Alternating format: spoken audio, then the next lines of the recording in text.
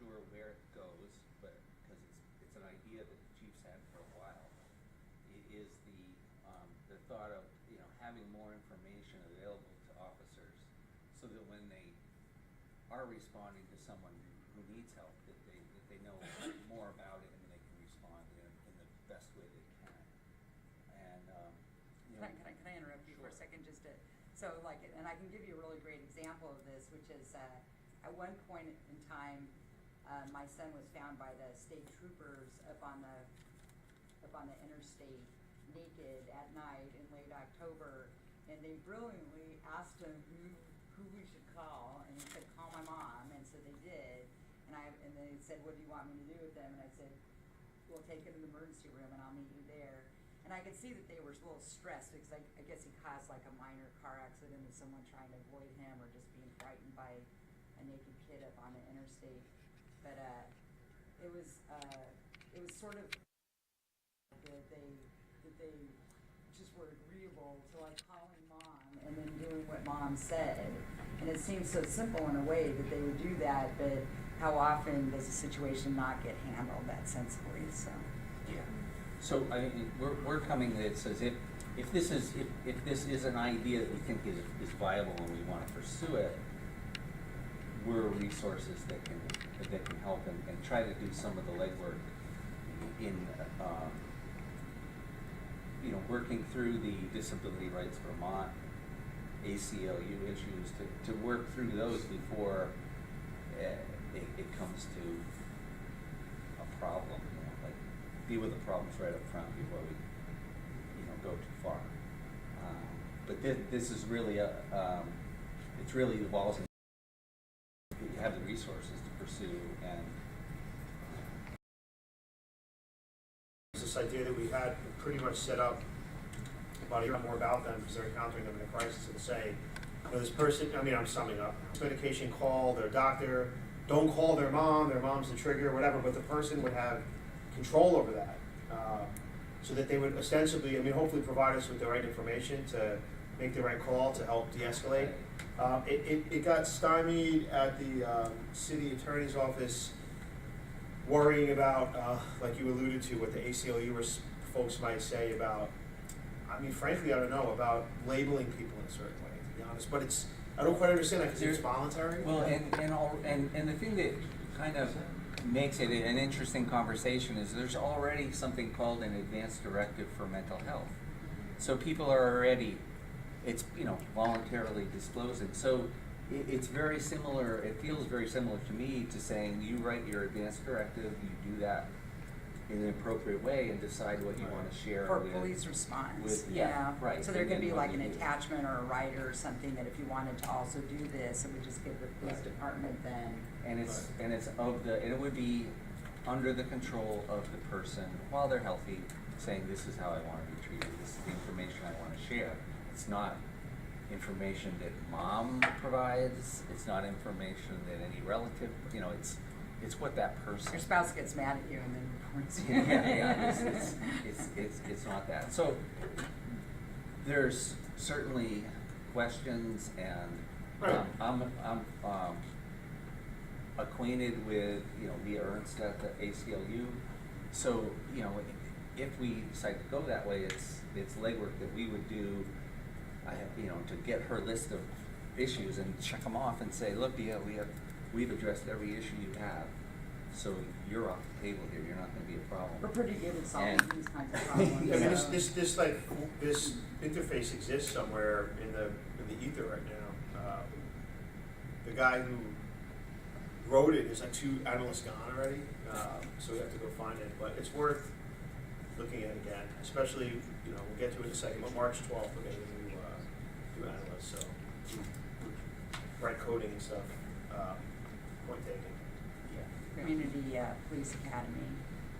Right. Several of us would really like to do the Community Police Academy, and I think I have 27 years in the Coast Guard active and reserve, and so I'm a rewarding party, and I have some very years in the Coast Guard, but I don't really know what it's like to be community policing, what these people do every day, and so I'm really interested in. I think we have 4 or 5 people that.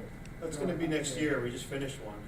when you came to visit me, we'd love to have you guys. We can definitely, you know, No, that'd be 10 great. months. When is it gonna start again, Chief, right? January. So. And then one other thing that we have some small, very small module trainings that we could put on. Right. That we do all the time, and there's some that are specifically oriented towards police, and there's some that are more general, but just, so for example, like knowing, like my son, for example, hears voices as part of his symptoms when he has active symptoms, and when he's hearing voices, he really can't hear other things. And so kind of learning some of these subtleties, I think, helps the police understand how you're interacting with the person. Like you have to get them, de-escalation in that sense then means getting them to a point where they can even hear you. And so learning some of this, I think, is a really helpful thing for police officers when they're responding to a call.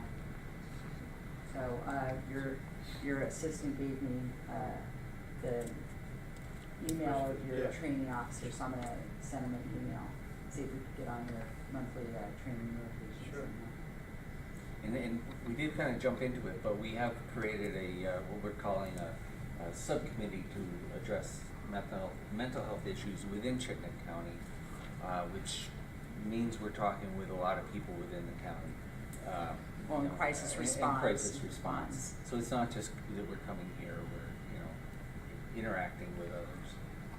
So.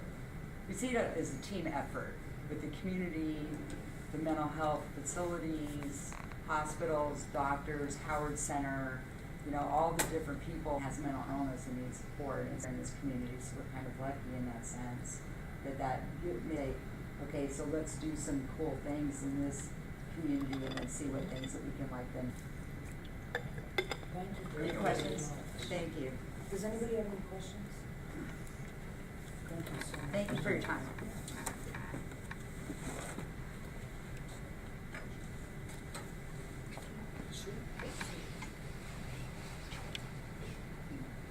Hi, I'm Laura Caputo. I'm sorry, I just came from work. I'm not here representing the Vermont Air National Guard. Well, thank you for your service.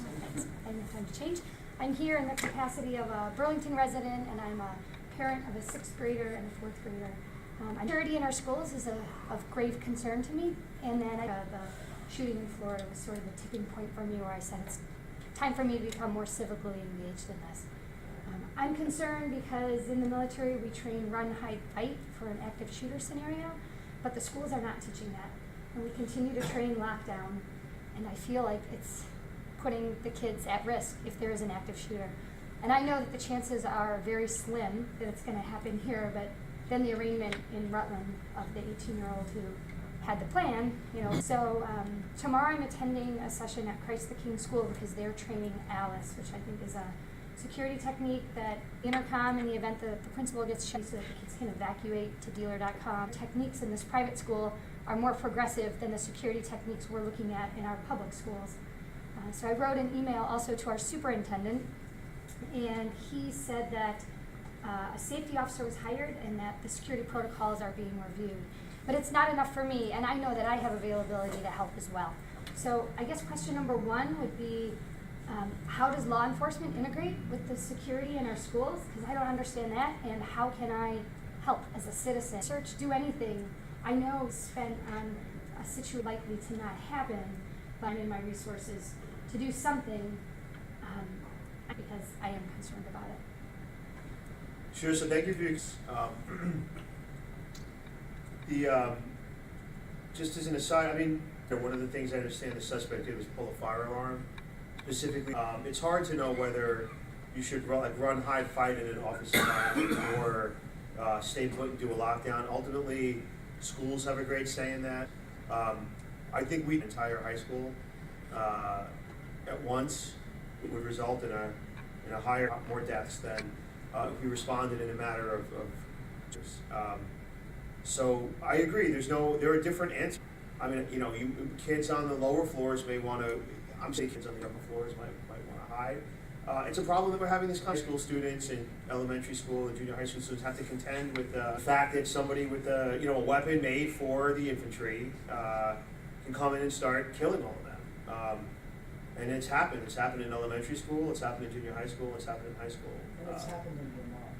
And it's happened in That's Essex. already happened in Right. Vermont. That's right. So, Yeah. we have a school resource officer, who is permanently assigned to the high school. And then we have a school resource officer who circulates, elementary schools. Officer, out on patrol. I think, are there anybody who's not qualified on a patrol? There's a few who are qualified on patrol rifles or, shotguns, but almost everyone is, right? Very small number. Very, very small number. So virtually every officer in the Burlington Police Department is qualified on and deploys with a rifle, frankly, similar to what the infantry uses, because that's who we have to fight people with those types of weapons in the school shooter situation. So, if the school is hiring a security person to review their security, I'm curious to hear what they say. And I'm not blowing off your concerns. I mean, I think they're just right. I watch what's going on and I get sort of infuriated. I don't have an easy answer to you except to say that anybody who's not a convicted felon and not on a watch list for mental health can buy any of those rifles right now in Vermont, minutes away. And you don't have to go through a background check to buy it third party at all. You could be a Brady disqualified felon or a mentally ill person, and there's no background check to sell the weapon. So. And don't worry, that's civic engagement part two. Yeah. So I'm saying it's so what I'm saying by way of it's very, very, very hard for the police to stay ahead of that. We're just hoping to respond to that as quickly as possible. And officers train for it, and they know what's going on, and they know our instructions are that to get in there as fast as possible and fight that person back to the death. So I guess what is your recommendation to me on how to help?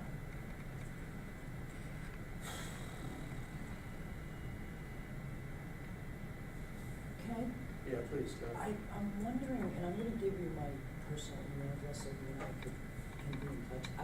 My youngest, all my kids went through school here. I graduated from Burlington High School. And I'm touched by what you're saying, and I share your concern. I have grandchildren in school here, and I'd like to talk to you more about it. And one of the thoughts that I'm having as I'm listening to you speak is, I wonder if there's a way that we might be, is there ever a time where like all the superintendents meet? I hope there is. But I mean, it just seems like, maybe presenting, because I think that people at least need enough information about what's possible, because I think people respond to a training like that, like, oh God, we gotta do this training so we can be safe. And if they don't know the difference between different types of approaches or trainings, then they're making decisions without enough information. So I'd really like to talk to you more about that and try to figure something out. I mean, to reiterate, no, I think in the back of every cruiser, every police car, there's a vest. Not only the officer's normal vest, but there's a vest meant to stop rifle fire and a helmet meant to stop rifle fire. And no city or municipality or police jurisdiction in the state, in fact, in northern New England for that matter, can get more police officers quickly to a place where people need help from the Burlington Police. And I'm not saying that out of stubborn pride. It's just a fact that, first of all, there aren't many municipalities around. None of them are as big as we are, and none of them have the resources in the field like we do. And that might be cold comfort. You're asking me, and I mean this not in a resentful, you're asking me to solve the insane mass shooting epidemic that only afflicts our country. Other countries, to a much, it happens in other countries, but to a much, much lesser extent. Believe me, I would love to, my gift to our nation would be to help solve that. I don't have an answer for you about that. I just know that we train our cops to be de-escalators and to be negotiators, but they all know in their heart that if this were to happen, they will be extremely aggressive and extremely quick. They will try to get to your children as fast as possible, and they're going to put their bodies in the way, and myself too, and the men and women right here in the back. We're all going to go as fast as we can. I think so. the truth, Chief, is that if you could solve it, you would. But I Yeah, don't come really on. hear. I know you, and I know you would. I don't really hear her saying that. I hear her saying, "Let's figure out how to be as prepared and Rest safe as assured, we please can." know I'm not No, asking I you to understand, solve but what I'm this. trying to He just say is, I wants guess to. Christine, when she says, like, how can I help? And what can If we I do said like about- these are the 7 things you can do to help, we'd be halfway towards like solving it, you know what I mean? Well, but there is more that we can do, I think, as a community when community members are willing to help, right? So Right. what partnership, what drills have happened between law enforcement and the schools on this? What communication has been done with the parents on what these security protocols are? Incidentally, I can tell you that. Not a lot. Or if this communication has happened, it's been very, very hard to come by. Right. So I don't need you to solve it, but I represent many parents that are concerned, and it's a growing body of people that are willing to help, at no extra dollar cost to the city. So I don't need anyone to solve it, but No, I I also know, need I'm not, believe me, to I'm know not, that we can help, that we can do something better. We can review security better. We can I have something for you, but Okay, I go want ahead. to, no, Commissioner, please. Well, this is, I think that everyone's frustrated, everyone's saying our hearts are broken, and I'm not to turn this into a political conversation, Right. but the most inspiration that I've had has come from the high school students in Florida who have actually said, like, enough is enough. Right. We've got to remove the guns. Right. And we've got to get to, instead of keep putting a Band-Aid on the Right. problem, we've got to go deeper. So that's where I think the real solution is in, we've got to say, we've got to get these guns off the street because we're going to have mentally ill people. And we're arming them and giving them the ability to hurt a lot of children. So, go ahead. I was just gonna ask, do you have a training that you do that, if there's someone, for instance, at the high school? Yes. Okay. They have the lockdown drills at the schools, but then in an office situation, normally when someone comes into an office, they're not just looking to kill everyone in the entire office complex, usually looking to take out a grudge against like the people in their particular firm. So run, hide, fight is appropriate because if the 20 people that work in that office can get out of the office, the person who holds the grudge or has come for revenge is not very likely to just go start killing people in the next office for no reason. He or she doesn't have that, mostly he, doesn't have that in mind. School shootings, it's different because there's hundreds or 1,000 or however many kids in the school, and it's an inexhaustible supply of targets. So instead of creating chaos where everybody's running everywhere, they say just to barricade yourselves in, and the cops will be there in 2, 3, 4 minutes to fight. We do give trainings to offices, to people in offices, and we do coordinate lockdown drills with the schools. So, yes, and they're available, and we can't tell the school this is how you're going to do it. We insist. I mean, if it push comes to shove, they must always defer to the police. But lockdowns, run, hide, fight is pretty much the doctrine for most offices, and lockdown drills is pretty much the doctrine for most schools. And they seem different, but there's a logic to them. And I'm not saying you ought not be satisfied if you're not satisfied. It's suboptimal no matter which one you choose. But one way to think of it is something, at least in the Army, called the decisive point of a conflict. And the decisive point is where it's that moment, it's that act or that place or that development where all of the momentum shifts away from the defender and is in the favor of the attacker. And so if you think about it in, I'm trying to think of, I know all these military scenarios, but when you're going to bomb the subway, the decisive point is when somebody gets through the turnstile with a bomb. It would take a miracle to stop it at that point. We've lost all of our advantages, and now we're just hoping the attacker does minimal damage. For a school, it's when that attacker enters school grounds with a firearm. That moment is the decisive point. Now everything's in the attacker's favor, and nothing is in the. We're just reacting at that point. So if you want to think about my advice to you, we need to think long and hard about places we can intervene and ways to stop this from happening, all the way up into the decisive point. A lot of what I told you, run, hide, fight, Alice, lockdown, police responding from a distance, that's all after the decisive point. That's just damage control. That's just trying to get the attacker to either suicide or get shot before he or she kills any more people. It's everything leading up to that, all the way from talk about gun control to identifying mentally ill kids and taking their threats seriously, to people reporting suspicious activity. Those are all the things that happen before the decisive point that stand the best chance. Well, that is a perfect segue, because my second question that I had tonight is, the day after the shooting, there was an incident in my daughter's middle school that my daughter was a witness to, that the police responded to, and, police department aside, and we didn't get a notification from the school at all.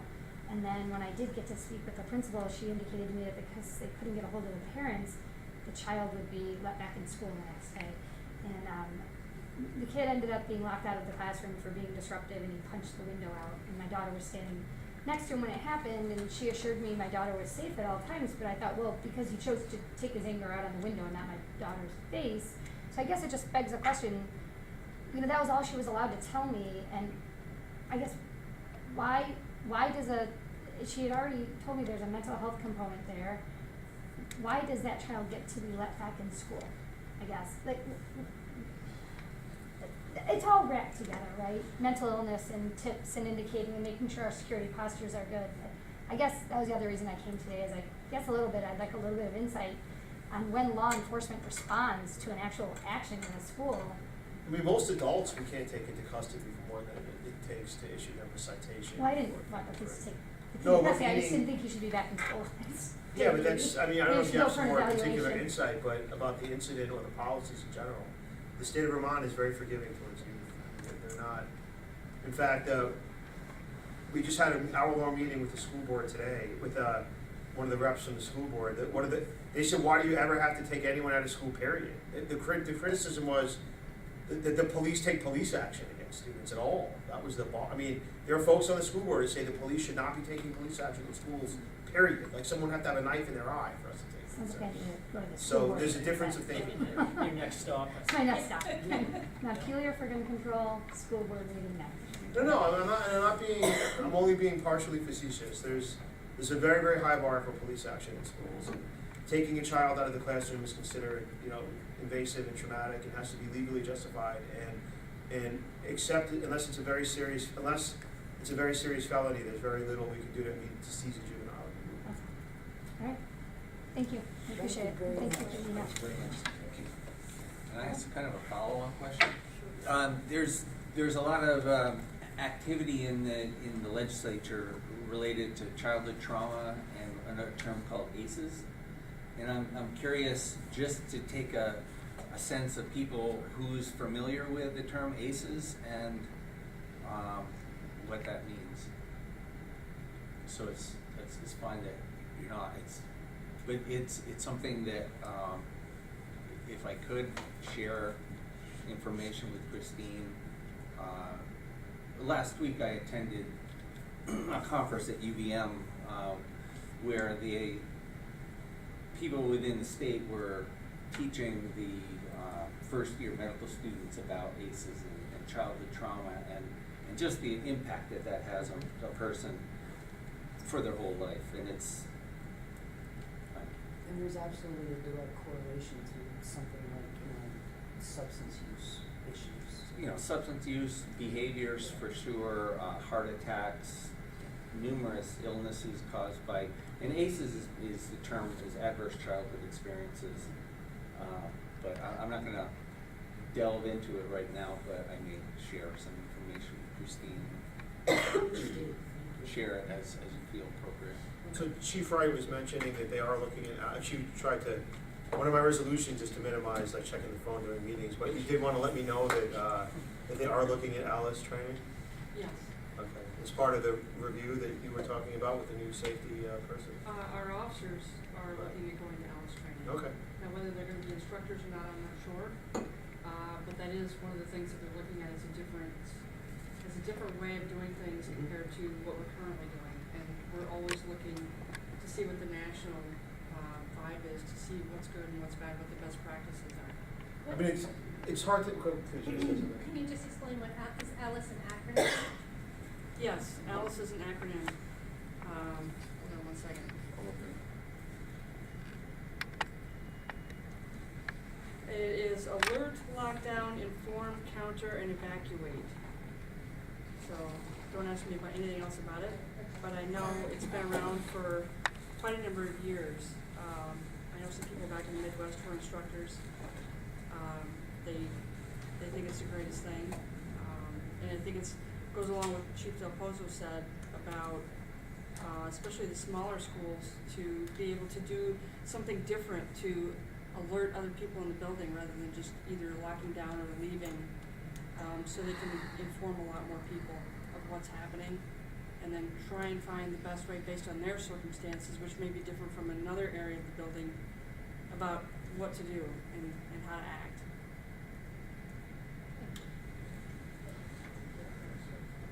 So I think we're still listening from a public forum. Do you have anybody else?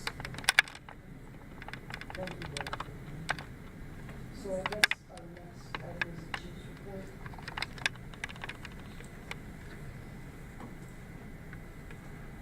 As an aside, I wanted to say, when I was assigned to the Intelligence Bureau of the New York City Police Department, living in the Middle East, I was assigned to investigate active shooter attacks in India and suicide bombings, for that matter. But there are cases where people acting decisively were able to evacuate, for example, the Victoria Terminus train station fast enough to save dozens and dozens of lives. It was an instance of a man working at the station in a control booth that he could see the terrorists coming in from his right, and so he told everybody to flee to his left. So decisive stuff like that does make a difference.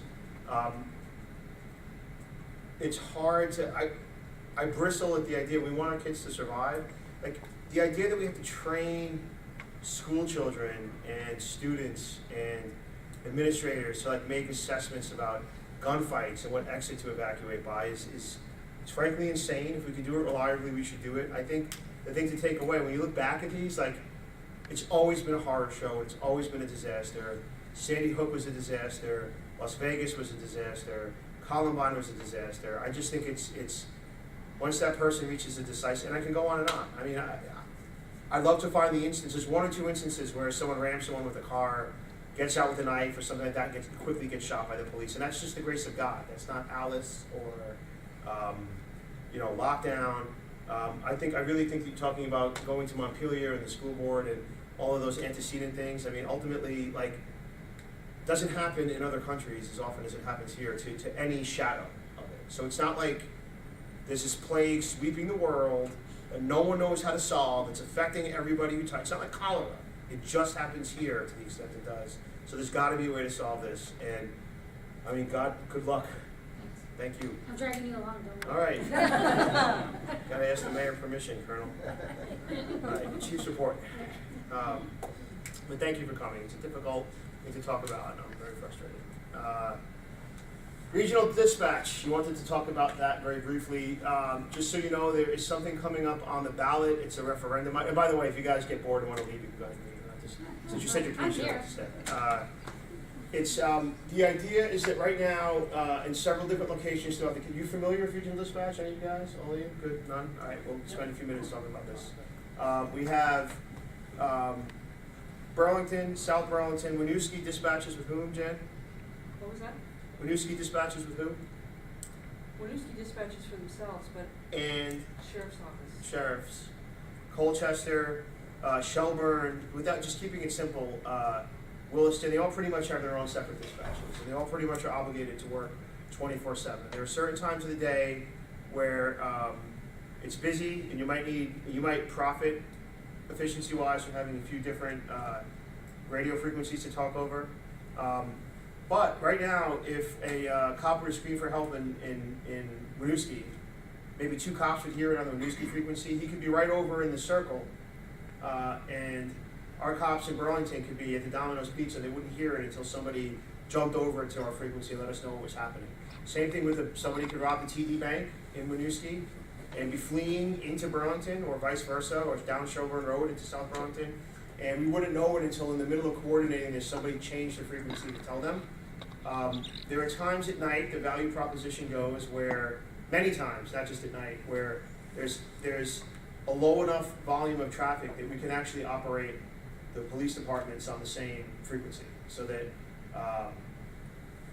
one voice on the radio, no matter where it is, for argument's sake, in South Burlington, Burlington, or Winooski, would get heard everywhere, and a dispatcher could dispatch all of those assignments, and you'd have situational awareness throughout big stretches of the county.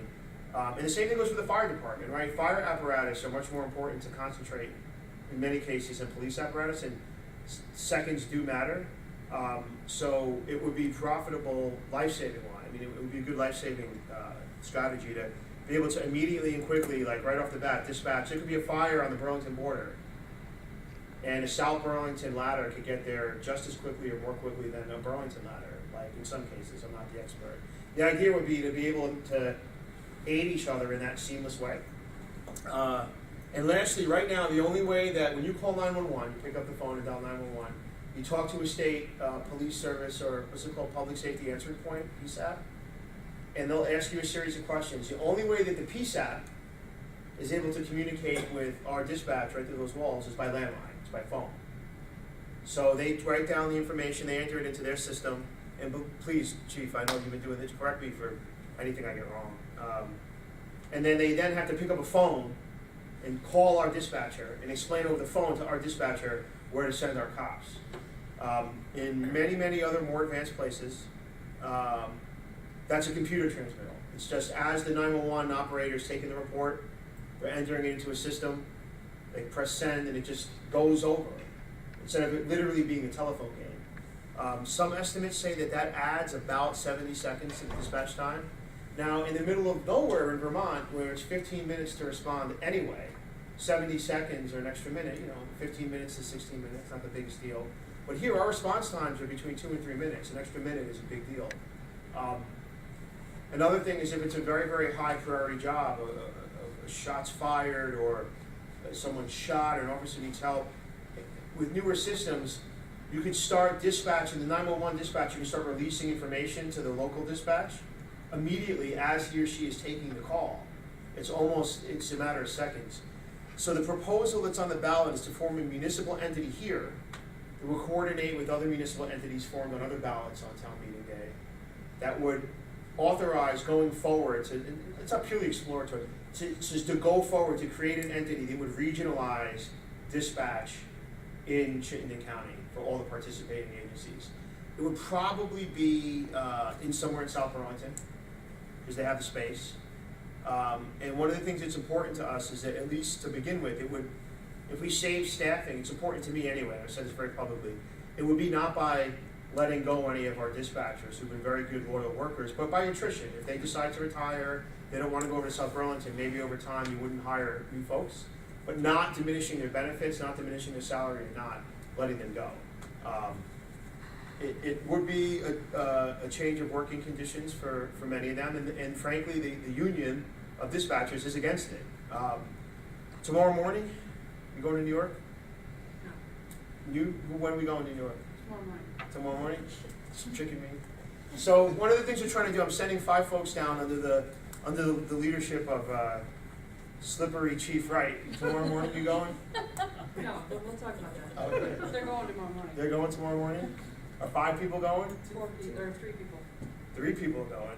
Okay, we got to talk about this probably sooner than that. So 3 people are going down to New York City Dispatch to look at, not the scale, because the scale doesn't apply, but the workflow is the same.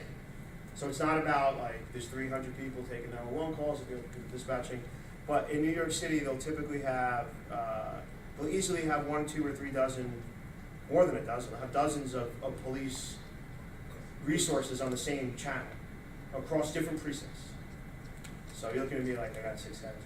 No, I'm just trying to take it in. So they can see, like, one of the arguments here is like Burlington, South Burlington, Winooski would just be too many police officers on one piece of air. But it's fewer than the number of officers typically on the air at any given time on a frequency. In New York, you could see, would it work here? Would the way they communicate work here? And also the workflow of the 911 call takers going to the, communicating by computer, not by phone, to the dispatchers would also be something they can witness, be able to ask a lot of questions. So that's what we're looking at.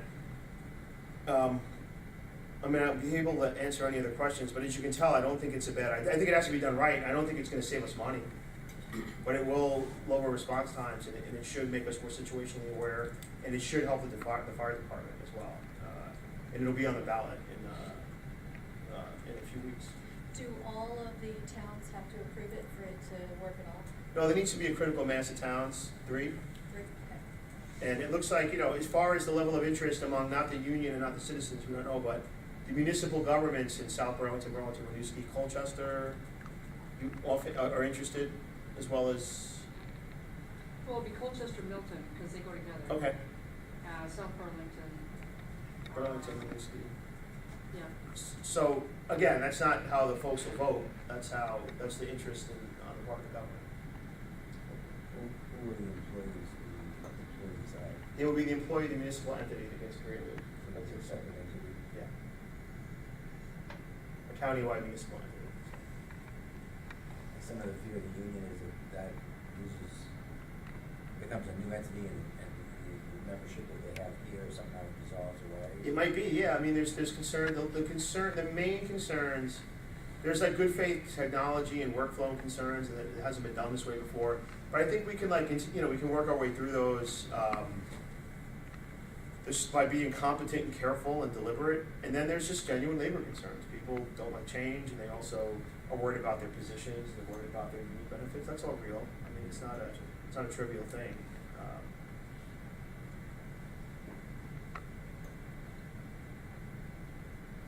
Any other questions? No? Thanks. Welcome. All right, and I'll just be real quick with the chief's update, because I know it's a long meeting. We just finished our implicit bias training. Many of you had the chance, at least a few of you had the chance to go, or at least meet Dr. Marks. The final tallies are about 260 police employees throughout Vermont trained in implicit bias. I know 4 classes of about, well, all told it was 50 something to 60, so 240 people. All of our employees, I'm sure somebody may have someone probably didn't go, right, because they were sick or on vacation, but for the most part, that's like onesies or twosies. Almost everyone else went. Plus another 100 or so employees from outside the Vermont, outside of Burlington. And then 50, even in the middle of a snowstorm, about 50 people from the general public. You weren't there. The 2 people that I was going with, they like chickened out at the end. I'm like, I could have. Afraid of snow? That's fine. Yeah, that's fine. I think it was a success. It was for the most part very well received. And I don't know, I just think it had an effect on the folks that took the training. We spent some time with Dr. Marks, and then we're also, Chief Burke and I are planning another kind of community thing to follow up and just maybe look at a little bit of the video and just have some conversations about how that went. We'll do that in like March something, a couple weeks out. That's good though, I'm glad to hear that happened. All right, no, good. I guess that's all I have for now. If you have any questions, I'll be happy to answer them. Has there been any new movement on the fair and impartial policing? Nope. No, the federal government still hates our policy, and we're still giving them a stink eye, and we're waiting for a final revision of the state policy to come from the Criminal Justice Training Council. I mean, sincerely, that's exactly where we're at. There is like a latest version if you want me to send it to you, because I've seen that there was something that was recently changed or updated, so. From the state? Yeah, Yeah. from the training council, I can send it to you. Yeah, I'd like to see it. Yeah, unfortunately, I mean, our police have not, we don't have interaction with ICE, and we haven't had any notable interaction with undocumented folks. I mean, in a way that we've known that they're undocumented. There's nothing that's caused us to think we're facing a dilemma.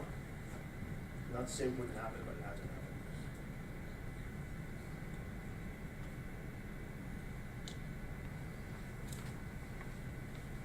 So the next thing on our agenda is review of any incoming correspondence. Yes, I sent them out. And please step in if any of the chiefs wanna, they have additional context that I may not be aware of. Officer Moyer, spoke at the KidSafe Legislative Forum. She, excuse me, about her role as a domestic violence investigator for the BPD. And we had numerous letters and recognition of her work. One person wrote, "It's been established that your presentation stole the show. People are speaking so highly of your contribution to it and impact it had on them." We had, there was probably 3 or 4 letters over the course of a a week and a half, 2 weeks, coming in regard to her, speaking there, so. How long has she been in that position? Yeah, just a little over a year. Is she doing okay? Yeah, she's doing great. So that was, there were several on that, I would love to share that, but I know we're short on time. Sergeant, let's see, let's get to this one. Another person was trying to, I know we talked about having more of an option for people to offer compliments or accommodation. This person went to the complaint section to put him a compliment. For Sergeant LeBrake, he was on Clark Street. A woman was blocking the lane. They had some kind of interaction. Sorry, this is for Officer Seller. He immediately remedied the situation. It was not an emergency, but he was willing to pull over and help. And then we had Officer Renzi, who helped, this person wrote, helped when my car stalled on Cherry Street. Her husband lost the keys. So another one just about, she was pretty distressed about it, and he stepped up to help out. So there were several of those just kind of general hopeful officers. There's more that have come in since then, but I had already sent out these, so there'll be more. So are we gonna have a commendation tab on the website, so they don't have to use the complaint page? I don't see why not. I've softened on that. I mean, someone's gotta make it, so, we'll add it to the list. No, I'm not trying to be. No. just- The list gets longer. Keep the complaint button and then you're genuinely pleased when it's not. That's true. Yeah, that really is nice. You wonder if people get sued. It's a complaint, I don't know.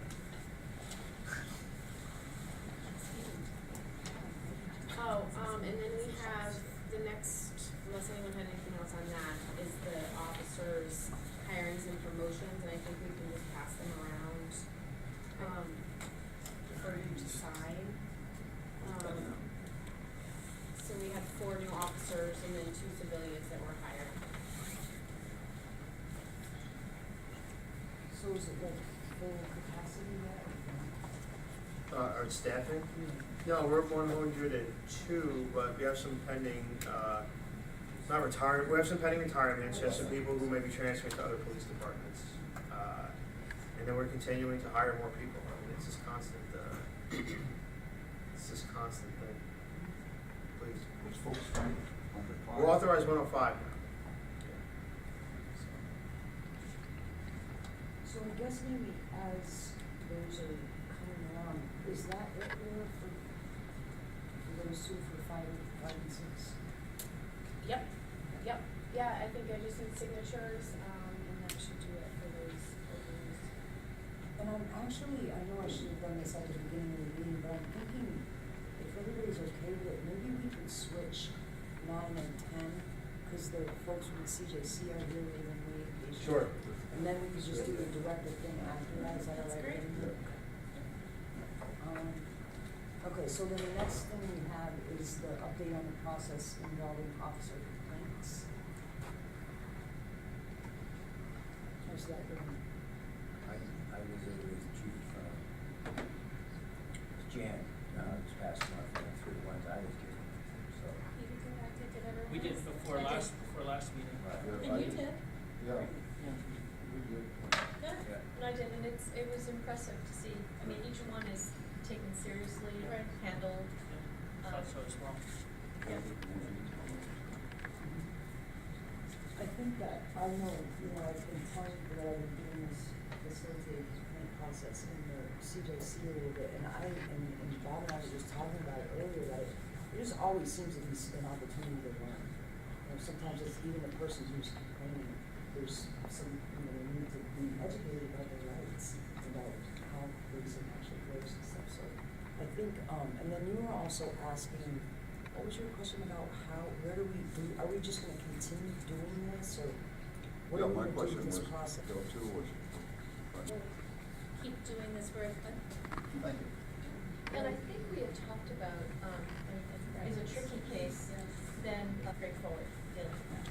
I mean, I'd like to see us do 2 or 3 things a year or something like we can, as like a goal of the commission. But I think it's good that, I think that we should try to do something like this. I'll have the capacity to do it on an ongoing basis or every month or whatever. Agree if everybody's okay with it, that this would be get a batch of complaints a couple times a year or whatever, and then do. Well, I think that the city council, not just that we want to, the city council asked us to do Okay. this, and we need to then report back to them in July as far as how it's going. So this is ongoing until then. And Chief Wright and Chief Del Pozo, you were talking earlier, but we said, I think we had talked about if a complaint comes in that's not straightforward, that you might just say, hey, we need 1 or 2 commissioners to just be the citizens involved in this. So that's sort of the ongoing. I think it can be driven by just the complaints. I think they should come in and be handed out in some timely fashion, not kind of built up over the course of many months. Agreed. So, you know, there may be a few or there may be a lot, depending on what's coming in. Okay. We just kind of flow with that. So, I mean, I'd like it to be sort of, you know, like a regular agenda item, whether we're just checking through this month, so, you know. Right. So, Does that sure. make sense to everybody? No.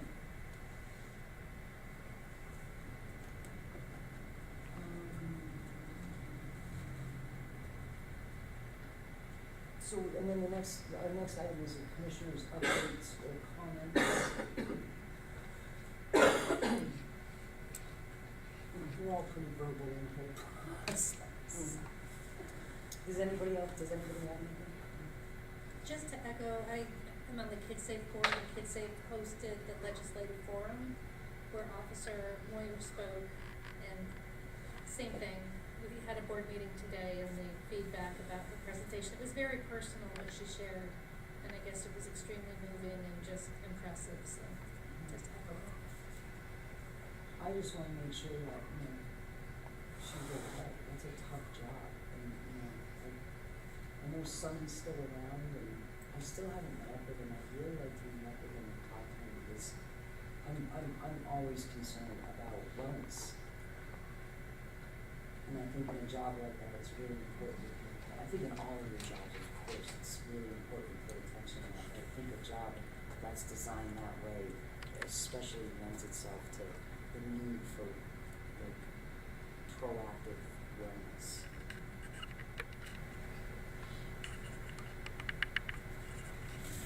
Sure. Oh, very much. Oh, oops. Well, go ahead, do No, it. I'll do it.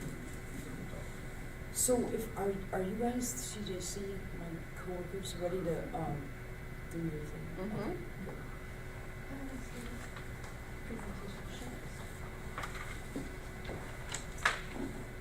And so just so everybody knows, these are my coworkers from the CJC, and I just thought it would be really nice for commissioners and everybody here to just hear a little bit more about the fantastic work we do at the CJC. Thanks, Christine. Just how long do we have? How long would be appropriate? So we had originally planned on around 20 minutes or 10 minutes for questions, but given what you had on the agenda, maybe we have less time, so we wanted to plan for that. No, that sounds fine. Okay, great. Excuse me. So thank you very much for the invitation. I think I'm okay. Thank you. It's just a cough I have today. Sorry for the croaky voice. My name is Rachel Jolly. I'm the Assistant Director at the Community Justice Center. I'm Barbara Shaw Dorso. I'm the advocate for the Restorative Justice panels at the Community Justice Center. And I'm Rain Danbury. I work with a program that's a partnership between the police department and the Community Justice Center and the Vermont Center for Crime Victim Services called Parallel Justice. So we really appreciated this invitation, but we expect that there's quite a bit of knowledge amongst you already. So our intent today is to give you an overview of the Community Justice Center and our programs and what we're designed to do. But before we started, we did want to get a sense if there's any specific questions that you might not think would be covered anyway in an overview, or if we should start with the overview. We do allow time for questions at the end as well, of course, but any questions that you hope we're targeting that you can be sure to answer?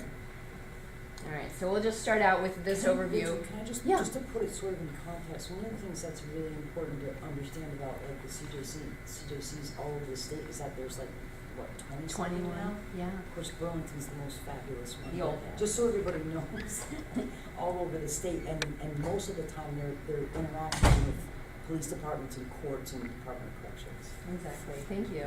Yeah, the context is really important because there's, I think, some confusion, even in Burlington. I think, one, people don't know what the CJC is, that it exists at all, or that it's connected to CEDO. So we are part of the City of Burlington. We're under the Community and Economic Development Office of Burlington. And we were founded about 20 years ago, actually. This is our 20th year anniversary. To look at opportunities where crime and conflict enter Burlingtonians' lives and assist with those. So we've gone through a variety of forms, been in different locations through our 20 years, but we are now a block away from City Hall, not within CEDO's, most of CEDO's offices are in City Hall. We're a block away in the Burlington Telecom building, and we're part of moving towards a safe and resilient community. So we have a variety of programs that are connected to crime, the criminal justice system, but we also have broader goals around just addressing conflict with residents as well.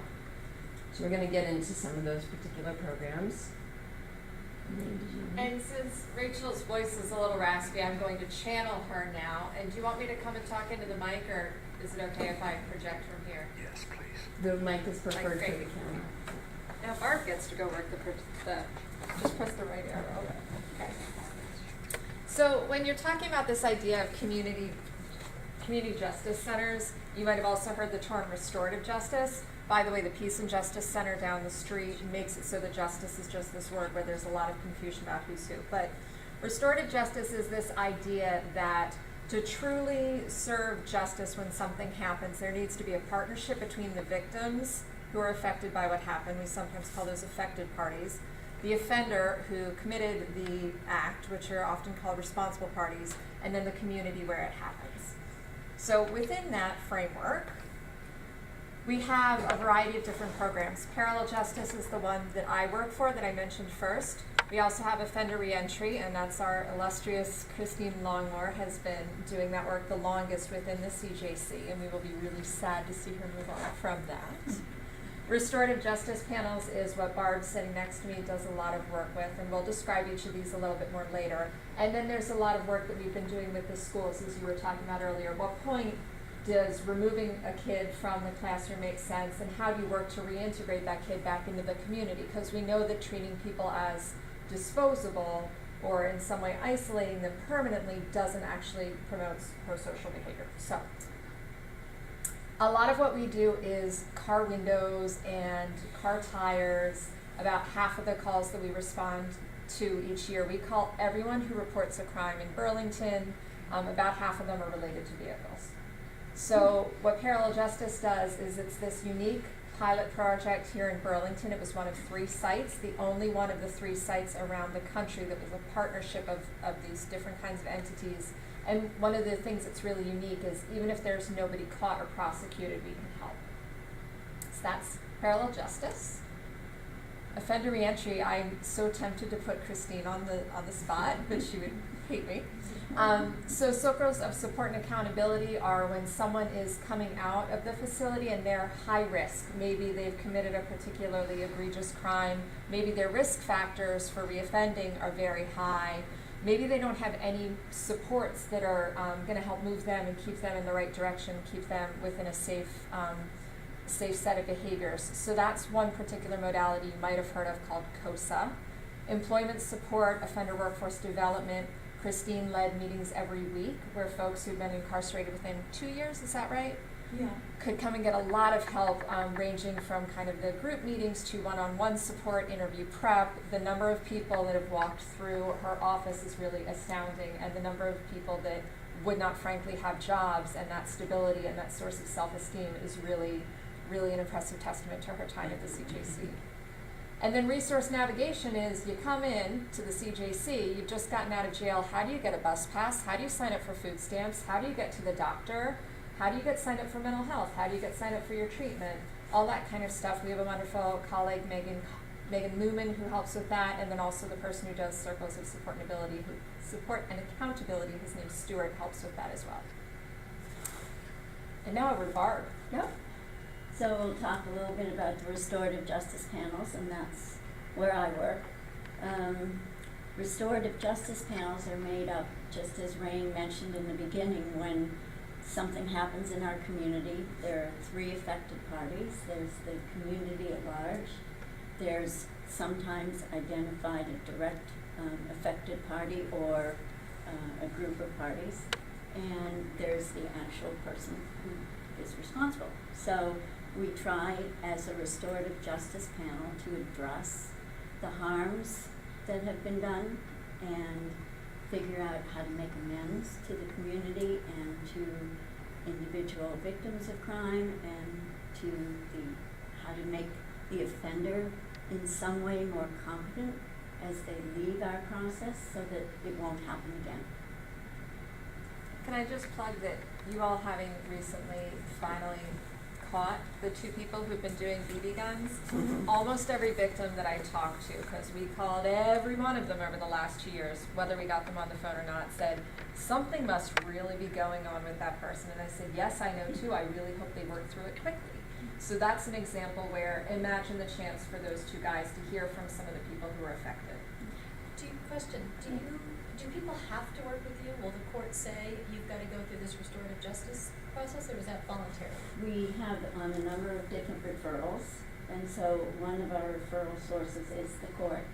So that might be a judge might make that the term of probation, that they participate in the program. But we have another slide that tells where everyone comes from. And just as a matter of transparency, we want the police department to know about the good work that we're doing, and that's one of the reasons why we're here today, to encourage them to continue referring cases to the community justice. So if you look at this slide, and you can see the juxtaposition of the traditional criminal justice system and restorative justice, and if I was going to sum this up, it would be, if you consider that a crime is a violation of a relationship, a harming of a relationship, and that one individual harms another, then you're probably over on the restorative end of the spectrum. We consider relationship as the core value of what we do in restorative justice panels. So, yeah, I guess everybody can read that for themselves. But these are our referral sources, and so Burlington Police Department, Department of Corrections, State's Attorney's Office, UVM Police Services, Champlain from time to time, and one that's missing there is RIC, the Rapid Intervention Community Court. And so right now, I would say that most of our referrals are coming from the Burlington Police Department and RIC. Those are 2 very prominent sources of referral.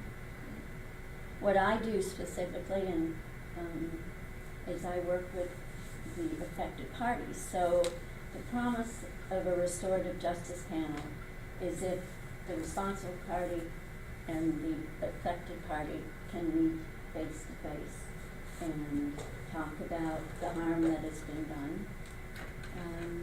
That doesn't happen often. We find it happens about 20% of the time where people would choose to participate in person because the affected party always has a choice. But more and more over the years, we've increased our rate of people who are using me as a conduit, and so I tell their story. So more and more, upwards of 80% of the people who have been identified as affected parties will talk with me on the phone for some period of time and give me some insight into how they were affected, think things can be made right.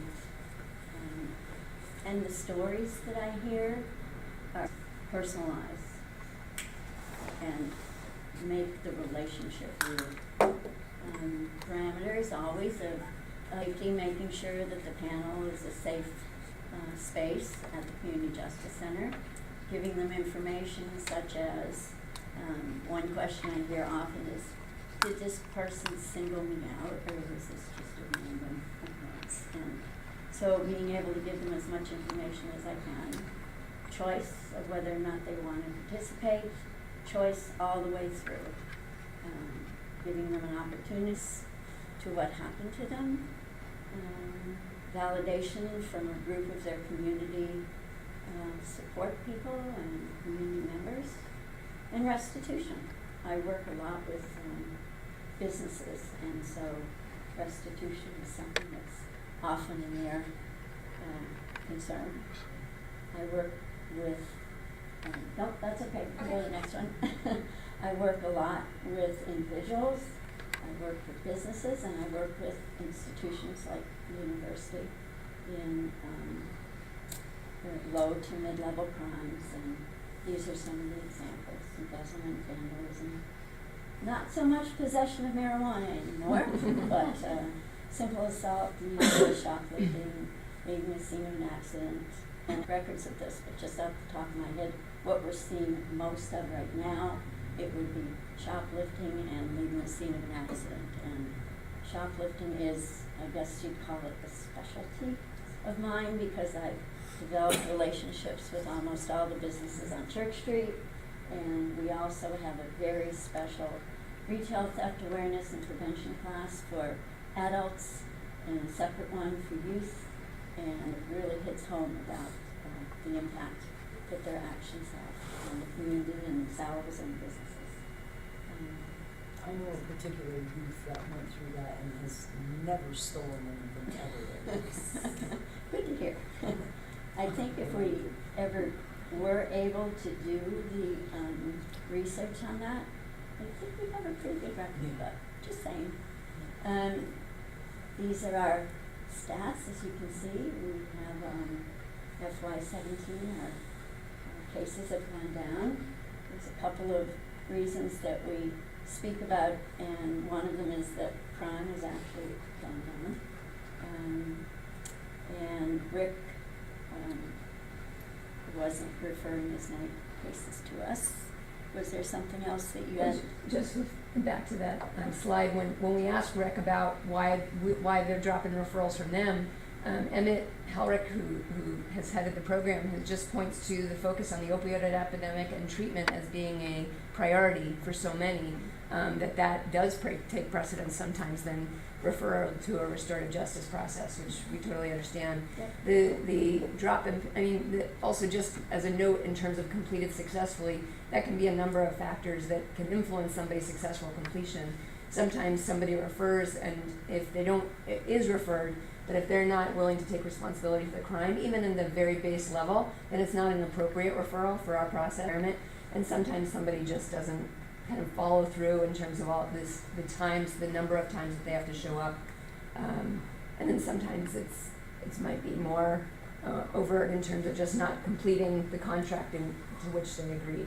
I don't know if you want to add anything, Rena. If I could just say, this restorative justice panels is all, the referrals come on the offender responsible party side, and it mirrors the same decrease we've seen in parallel justice. So we're reading all the police reports, we're contacting all those people, and we've also seen a significant decrease. So great job BPD, great job Burlington, addressing some of those root causes and actually reducing the number of crimes happening. So, I mean, some of the shoplifting, unfortunately, is that places are less likely to report it because we don't issue trespass tickets ourselves. I mean, I'll take credit for, on behalf of my cops, for all sorts of crime reduction, but I'm happy to see that go down nonetheless. Yep. So in terms of the work that that does take advantage of the Community Justice Center being a little bit more of a resource for non-crime, criminal related, is exclusively anyway, is our work with the school district of the past 3 years or so, especially this last year. The Burlington Community Justice Center is contracted with the Burlington School District to help them in their efforts to bring more restorative practices in schools through trainings of faculty, staff, and administrators, and the board, even with family members sometimes and administrators, things like that. And this is actually, ironically, maybe I had some thoughts after your presentation in terms of sometimes solutions, but one method, and I certainly don't mean to imply that the very issues of mass shooting, isolation, and that the social emotional needs of the students might not be. It's an emphasis on community build, sense of community at the very young age. This year is that we did for representatives from elementary school students, and staff and administrators came to that. Elementary school staff and administrators in the summer level of restorative practices, which is the community building and sense of belonging. There has been some stories that have gone viral since the shooting in Florida around some teachers' practices around figuring out who are those students who are not included, because it's generally not the troublemakers who are the shooters of the past few years. It's the ones who are isolated and who nobody is giving a second thought to. So restorative practices has some hope in terms of figuring out like who are the students that we're just not thinking of, the ones that students don't think to write down if they get the choice of who they nominate for a good behavior. It's the ones they're just not thinking of. And we are showing what these profile after profile is showing. The ones are the ones who are not feeling themselves a sense of belonging. Sometimes mental health compounds it in terms of depression or anxiety or isolation behavior, but sometimes not. I don't think the evidence, like kind of the research is in that these are all folks who can be classified as mentally ill. So somewhat, that's in terms of the hopefulness of restorative practices or the community justice center's work being much way beyond crime. I think our work in the schools is the best example of that. So that kind of covers the different programs that we wanted to share. We're open to any kind of questions, even if we didn't really cover that topic. Sorry, the light on, sure. Thank you, Christine. Something that I didn't mention that is relevant to the police commission is that often I'm able to reach out to police officers to ask them how they were affected. For example, there are a lot of cases that we deal with that officers have been disrespected physically and verbally abused, and so to have their voice brought back to the community, to be able to personalize them also, that's one of the things that I feel I can do in my role as an advocate, because I feel like I'm also an advocate for the police.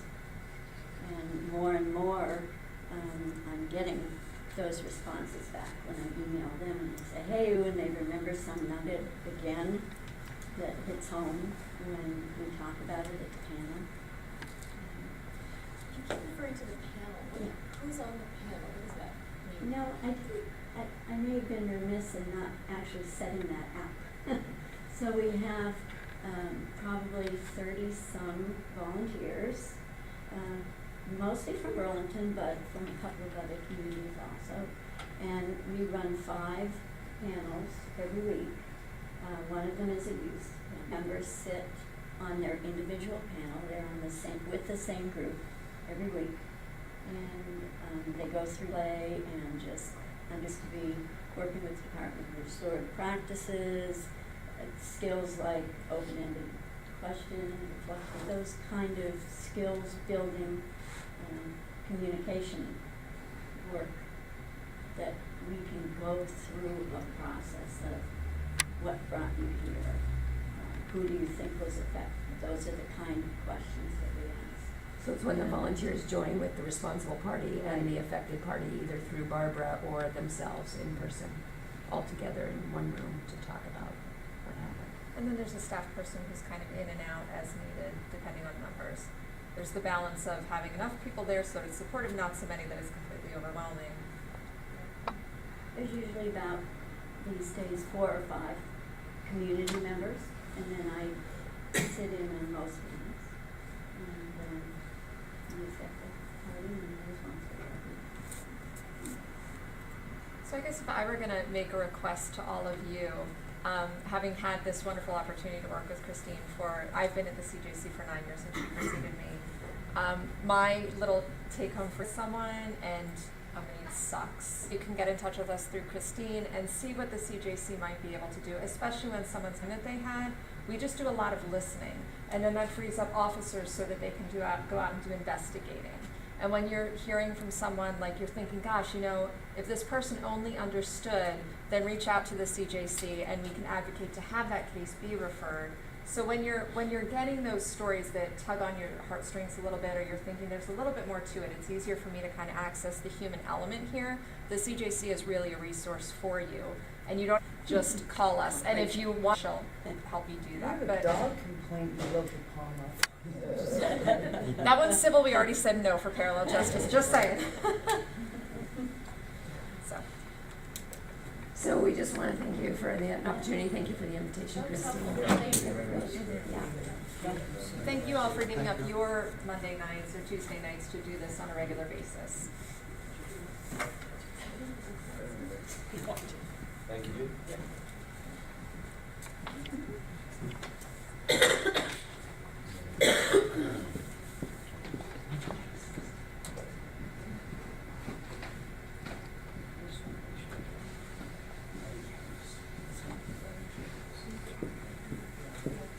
Was it the directive we're using them? Yes. Yeah.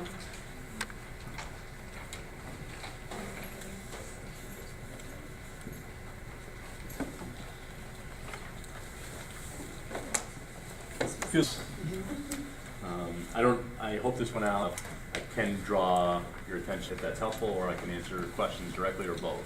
So, Just the revision. and the purpose, first paragraph, citizens and afforded rights. So you'll see that to capture there in the second, where it reads, without them or the public that trusts. The first edition, it was just focused on the citizen and not there. There's very slight changes to the policy statement, descriptive of the exact intent system. But then in more section 5 on page 2,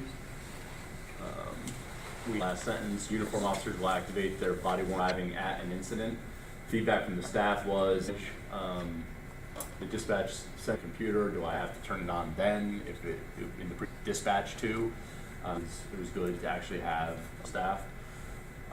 Subsection A, subsection 4, with some feedback from our detective staff, we realized that not quite a few search warrant executions within the confines of headquarters to cars, the body-worn camera, nor is it a forensic extraction of a cell phone. The application of these devices is field. So subsection 4, kind of, again, a policy that's more of a stick threatening.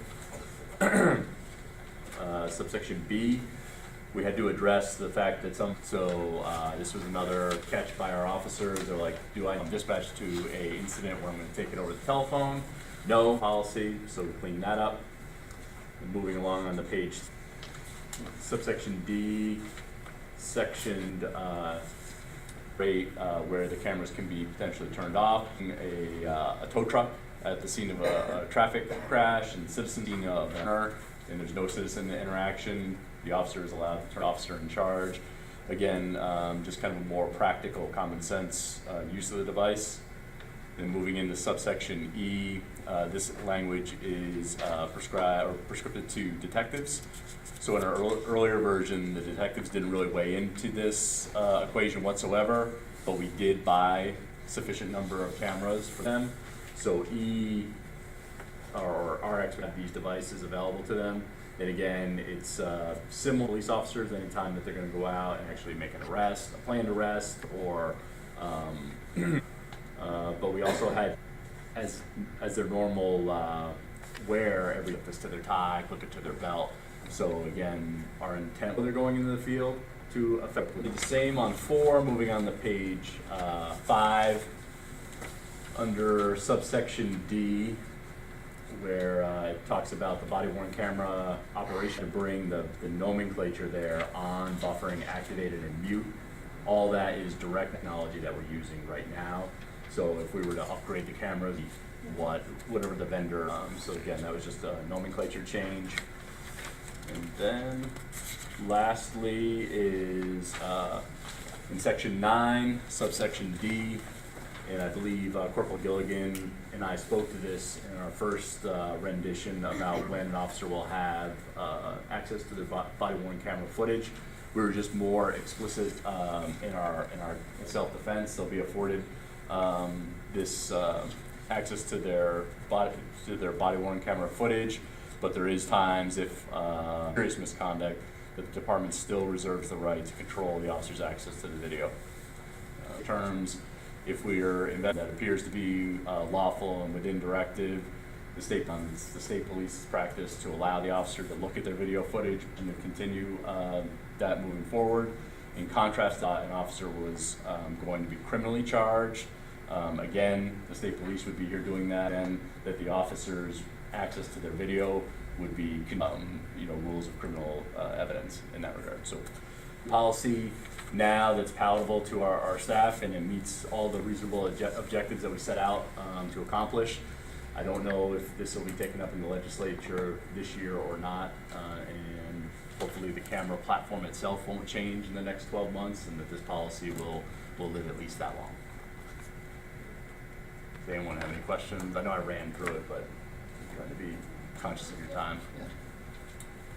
Chief, in the last section there on PwC reporting shall not be randomly audited personnel performance. In this one, quoting shall not be audited. So was there a decision made that, when I'm reading here, that there was still, I guess I'm not sure what that change was intended, or if it was what the...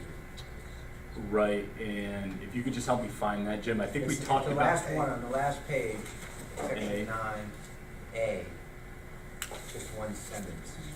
Right, so when we had this here at the commission with Corporal, do add without cause to that sentence. And to take out, so there's no... randomly audit this film unless, or something of that nature.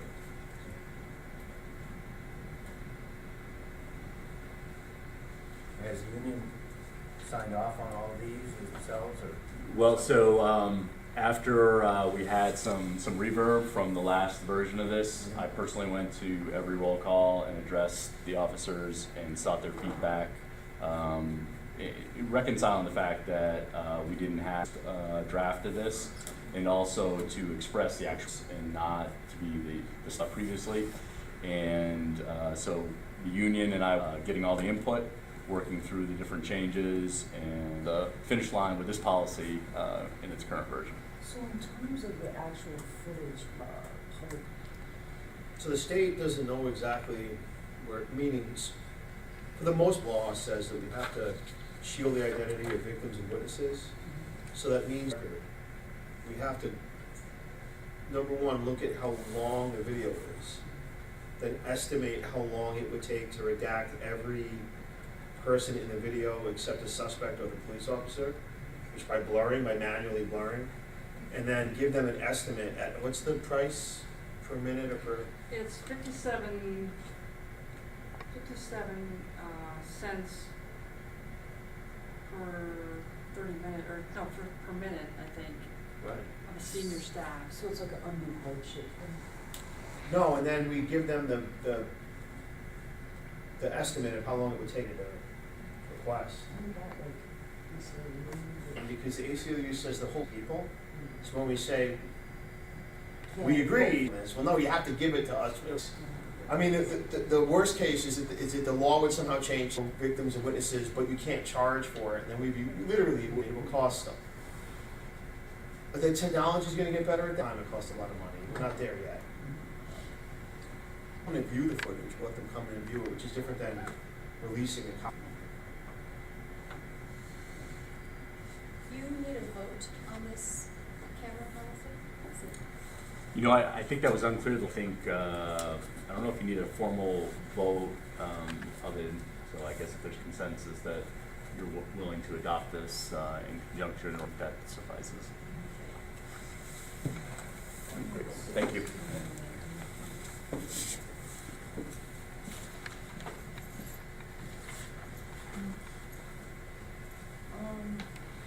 So number 11, I guess one thing that I would say about that is that we do have something planned.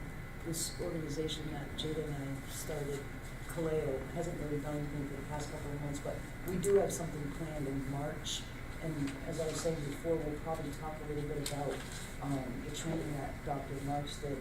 And then maybe we could potentially talk a little bit before then about this other part about like the data stuff, or maybe have that at like another meeting. But we are gonna continue to do that. I mean, we're doing these like community engagement things usually early evening at the library, and Chief Burke has been great about being there. And community members come out, you know, it's a nice time. It's a little easier to come out at 6 on like a Wednesday, Thursday night or whatever. So, and coming to the library is a little more comfortable, I think, for people. And that's been really good. I mean, it's been a nice opportunity to get together with people and talk about stuff and answer questions. So, I don't know if there's anything else on that topic, on number 11. Those are my thoughts about that topic. You want to start with that? We're slated to hire our analyst on March 12th. So we have a new opioid data analyst who started this week. And then our crime analyst, right after the break, like the Monday after the winter break will be starting. And we can pursue these analyses we're talking about quarterly. We take up a topic and advertise it with the public. Oh, right. And we can help with that. I mean, especially with the community engagement piece. But I think, yeah, by late spring or early summer, after she settles in, it should be a good opportunity. And of course, I mean, anybody's always welcome to come to those meetings too. I mean, it's usually like hour and a half, sometimes 2 hours if we all really chatting about, but I think it's a nice opportunity. So I guess the next thing is this is, Actually, I wanted to add something. I had something to add for 11, and I'm not sure if this is the place or not, but I had a question. I've had a few parents ask me about outreach in the lower, in the elementary schools, kindergarten, first grade, like an officer friendly. Does BPD have something like that? I mentioned that to you, Jan, and I think you said we did, but maybe we weren't communicating correctly. And officer friendly? Yeah, I mean, you know, We're just all officer friendly. yeah, I know, but just a formal. Parents have asked me about it. You know, going meeting with groups of kids in kindergarten and first grade. You know, kind of their first interaction and officer friendly program. Just what are you doing, sir? You know, there was an incident on Ethan Allen Parkway a month ago, maybe an attempted abduction, and kids. You know, what do you do in that case? I mean, do you do that? Do you have programs, or is it just up to the school to ask for that? For the most part, it's just the school, but every opportunity we get, we try and get out on the side, you know, especially in the summertime, get out in the parks with the kids, get out in the streets where they're playing. We don't have a specific program right now. I don't know if we've talked about it or not. I mean, I think when there was like an officer friendly way back, like probably when I was in school a long time ago, I think what has developed is the school resource officers, right, out of that, so that each school kind of has their own. Yeah, except the high school has one, and then there's one for the junior high schools, and then we don't normally, because they don't need police. Much police interaction. I mean, we're not, you know, the elementary school kids are pretty well equipped, so. Yeah, I mean, I think if I could just weigh in for a second. What we have with the one officer at the high school and then the second officer responsible for the rest of the schools, where we see that second officer spending most of her time in the middle schools, because middle school kids really seem to be coming of age through technology, through sexuality, so a lot of different things that they're not emotionally mature enough for. And by way of that, the elementary schools get little contact unless they have an issue, unfortunately. So we're in wouldn't that be time well spent for, you know, just. It certainly would be. Even if it's, you know, once a year for the first, second, third grades. Yeah, the officers aren't so scary, and you know, what do you do in a certain situation? And I think people have asked for it, and it sure seems to make sense to me. Yeah, no, I can't agree more. It's just, you know, the time it comes down to resources. Yep. We've had other officers that have been, committed. I know when Corporal Beck was active, what was going on with kids was a little different because it was just a few years ago, but, she was effective in, just reading a book. We have officers that do it, at their own kids' schools and that kind of thing, and, I know that those are definitely positive impacts. The thing that we do have on the front burner for this summer, instead of absorbing the school resource officers back into the patrol force, I'm working with the Parks Department right now to embed the 2 SROs into the programming that they do. They have, there's one at Franklin Square, there's one at Roosevelt Park, they're all over the city, but a way to use the school resource officers and keep the continuity of contact. Again, I predict that the officers will probably spend a majority of the time with those kids that are struggling with, however else their social needs aren't met, but we're trying to do the best that we can with a very limited pool of resources.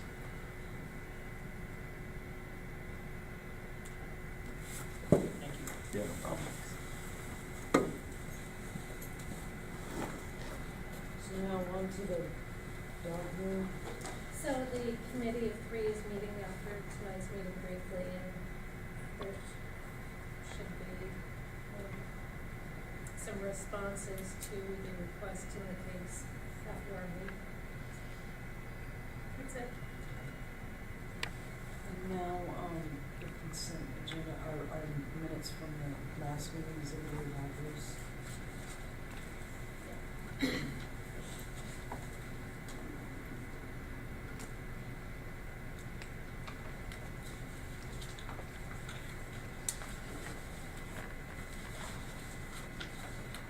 They look good to everyone? So somebody make a motion to accept it? Motion to accept. All those in favor? Aye. Wow, so do we need an executive session tonight or no? It's just one minor thing that I'd like to fill you in on. Should just take a minute. So, our next meeting, are we okay with the regular time, or do we have to? It's March 27th. Is that good for everyone? So then, I guess the only thing left is an executive session. If somebody wants to make a motion. Give What was the mission? I couldn't hear it. I don't know. What kind of issue is it, Chief? That Oh, it's just a follow up on some pretty old discipline, like a Okay, time up so- on loose end. Yeah. So a motion to go into executive session for personnel matters. Second. All those in favor? Thank you. Thank you. Thanks for coming. Thanks for being here.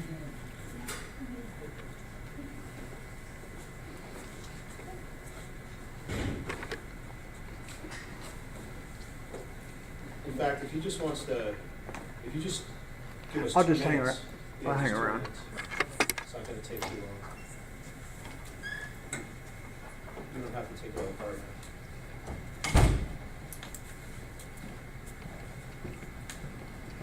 Thank you. I know it's always tempting to skip out on executive session because it's the very last thing.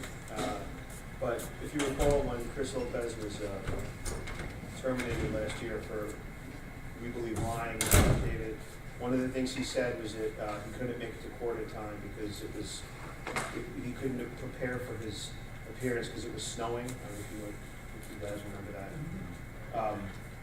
The lieutenant that was supervising him said to him, if you don't feel comfortable going to court, there is a snowstorm. You can say that you didn't have time to prepare because it was snowing.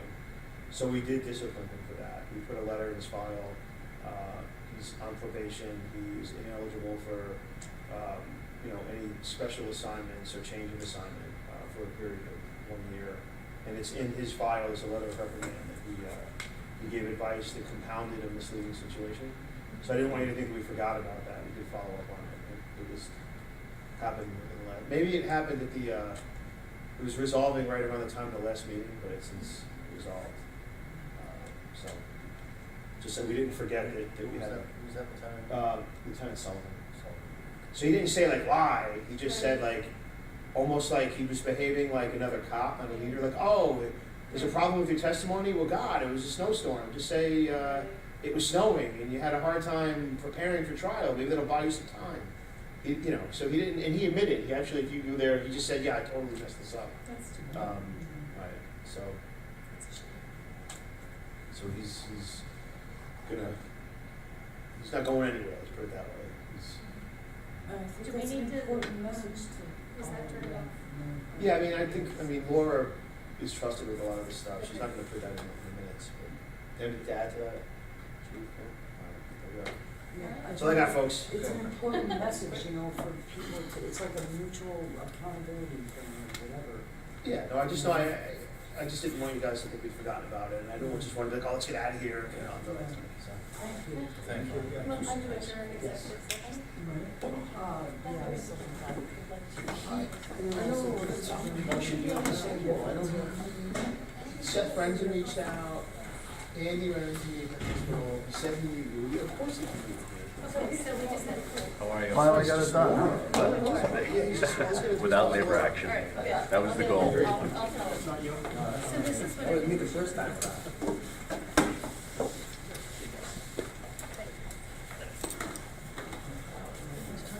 Without agreement.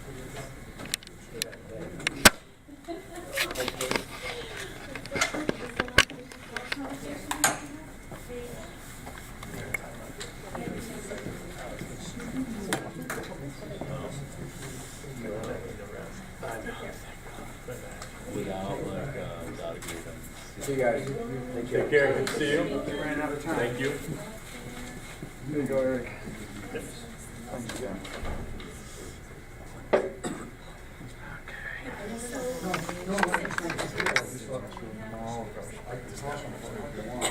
No, I will take care of them. Yeah, I know, I don't. That's it's very convenient to be able to just get on. It is. That's